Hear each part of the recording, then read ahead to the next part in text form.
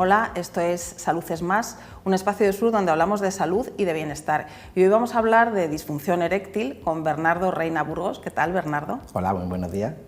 Bernardo es médico del Centro Especializado en Salud Sexual Masculina de TEST. Y vamos a hablar de disfunción eréctil. Empieza contándonos qué se entiende por disfunción eréctil y qué porcentaje de hombres aproximadamente la padecen. Muy bien. Pues la disfunción eréctil es cuando una persona no es capaz de tener una erección o de mantenerla lo suficiente como para poder tener una relación sexual exitosa. Y según nuestros datos, nuestras estadísticas y lo que se publica recientemente, 1 de cada 4 hombres tiene disfunción eréctil. Hablamos de un 25%. O sea que es un porcentaje bastante elevado de la población. Es un porcentaje bastante alto de la población. Otra cosa es que a la gente le cuesta sacarlo, reconocerlo y consultarlo. ¿Tener algún episodio en el que no se consigue una erección para tener una relación sexual satisfactoria se considera ya que se padece disfunción eréctil? ¿O se puede tener algún episodio aislado? Explícanos un poco esto. Claro que sí, no, eso no se considera tener una disfunción eréctil. La disfunción eréctil tiene muchas más cosas que hay que ir analizando y objetivando en cada persona, pero el fallar una vez de forma ocasional o puntual, que puede estar asociado a estrés o puede estar asociado a presión, eso es completamente normal y de humano, y eso nos pasa a todos. Y ahora que hablas de estrés, ¿cuáles son las causas más frecuentes por las que un hombre, digamos que no tiene ningún problema de disfunción eréctil, puede tener algún episodio en el que no consigue una erección? Estar estresado, estar cansado, beber, ¿qué es lo que más afecta a las erecciones? Todo eso influye, la edad influye, la hipertensión influye, la diabetes influye, la obesidad, el aumento de colesterol, todos esos son factores de riesgo que están asociados a la disfunción. Pero me refiero en hombres sanos y tener episodios aislados, ¿qué es lo peor? ¿Estar estresado o lo que...? Estresado, por ejemplo, el exceso de alcohol puede provocarlo también, y un componente psicológico que en un momento determinado bloquee a la persona e impida que esa erección se produzca. Y luego, en cuanto a la disfunción eréctil por causas ya, digamos, patológicas de los hombres que necesitan un tratamiento o que necesitan una intervención, ¿cuáles son las principales causas? Nos has apuntado antes alguna, como la diabetes. ¿Qué otras causas hay de disfunción eréctil? Diabetes, hipertensión, colesterol, sobrepeso, y sobre todo lo que hay es una falta de aporte sanguíneo al pene. Y entonces esa falta de riego pues, provoca que no entre la sangre que tiene que entrar para provocar esa erección.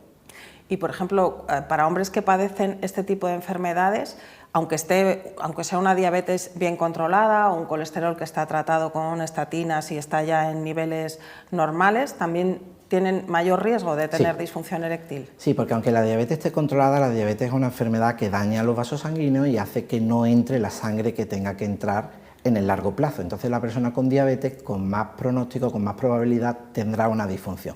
Entonces para ello lo que nosotros hacemos en nuestro centro es fomentar y potenciar esa regeneración vascular a nivel del pene para que podamos atrasar esa disfunción el mayor año posible, el mayor número de años ¿Siempre posible. va asociado a otras enfermedades o se puede tener disfunción eréctil sin que vaya asociado a otras? Se puede tener disfunción eréctil sin que vaya asociado simplemente por edad.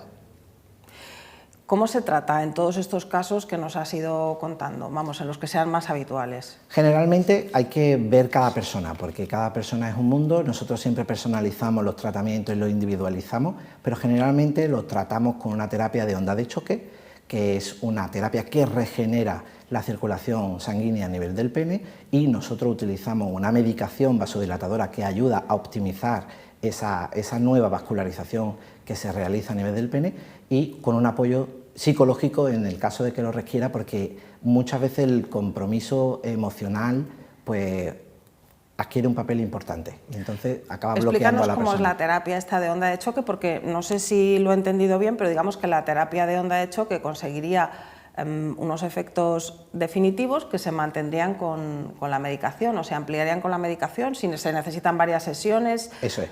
¿Cómo se hace? ¿Si es doloroso? Es una terapia de ondas de choque de baja intensidad que no es dolorosa.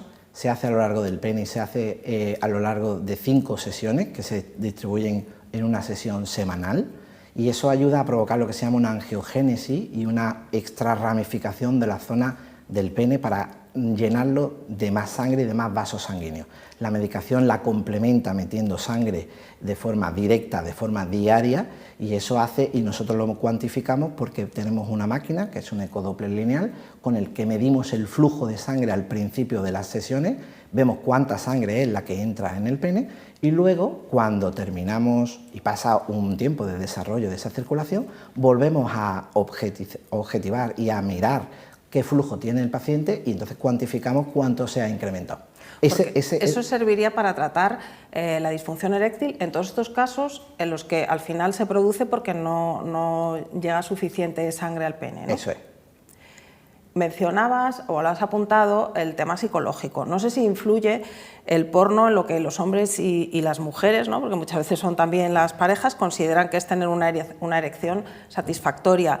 Sí, influye mucho, porque nos crea unas expectativas demasiado altas que luego en la vida real no son ni tan altas, ni las relaciones sexuales duran tanto tiempo, ni tienen que hacerse tantas cosas como se hace en la ficción, ¿no? Entonces eso confunde a las personas y pretenden estar en un ritmo, en un nivel, pues que no es real. Pues es decir, que hay a lo mejor hombres que consultan pensando que tienen una disfunción eréctil y tienen unas erecciones completamente normales. Y lo que tienen es una obsesión, porque a lo mejor pues no son capaces de durar lo que son 3 o 4 coitos seguidos, que no es lo habitual. Y en estos casos, ¿qué tipo de tratamiento? ¿Sería más una terapia psicológica? Se hace una terapia psicológica con sexóloga y va orientado a buscar esas causas y a gestionar esas emociones y esa frustración para que el paciente acabe cogiendo confianza, pero que no le bloquee como en algunos casos sucede.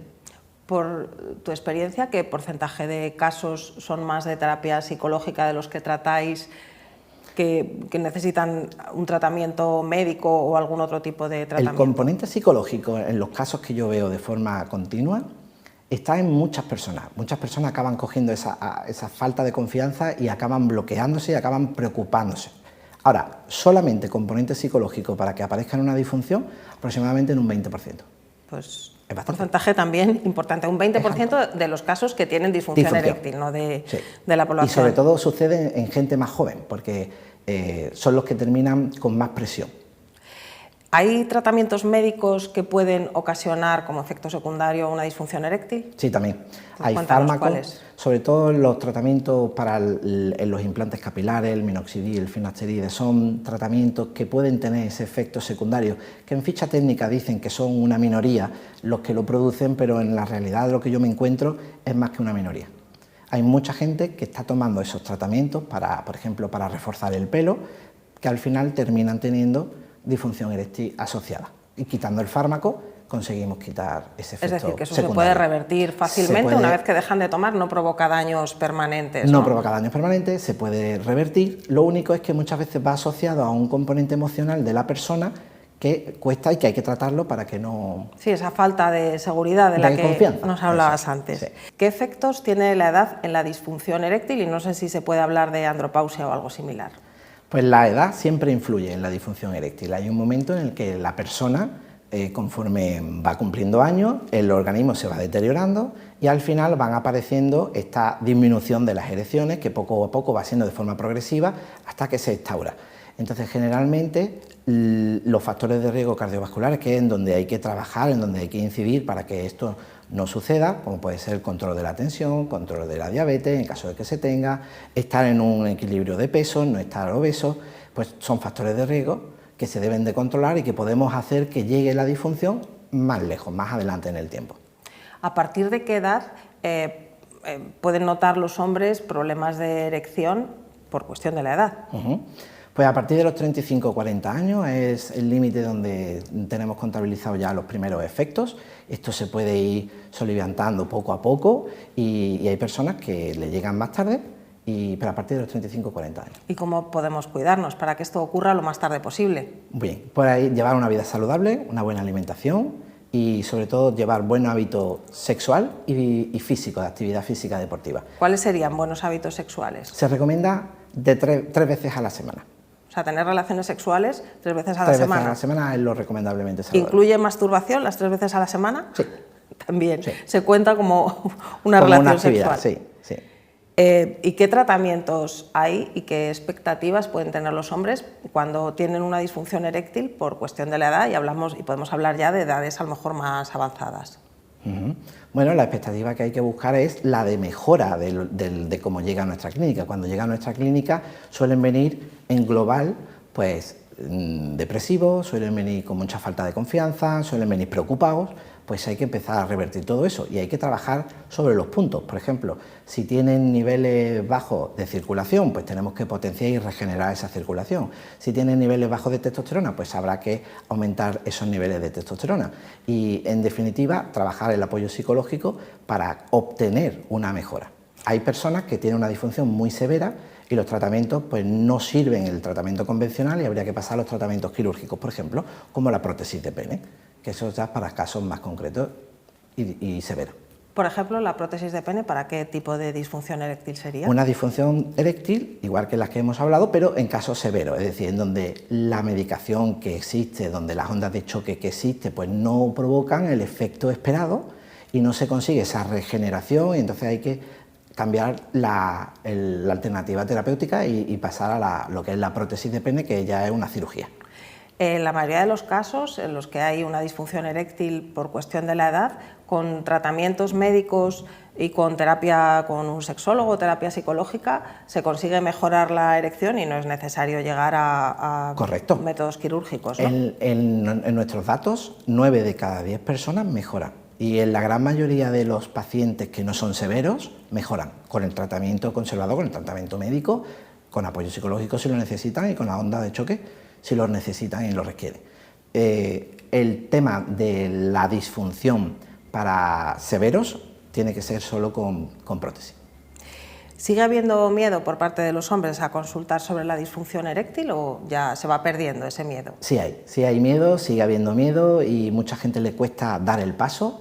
Y nosotros lo animamos a todo el mundo a que dé el paso, porque igual que las mujeres van a un ginecólogo cuando lo necesitan, pues los hombres tienen su clínica ahí en Avenida Andalucía, para que hay que quitar ese estigma de preocupación y de tema tabú, y nosotros pues estamos ahí encantados de recibir a todo el mundo. Pues muchas gracias, Bernardo, nos has aclarado muchos conceptos sobre disfunción eréctil. Me ha alegrado haber servido de ayuda, un placer.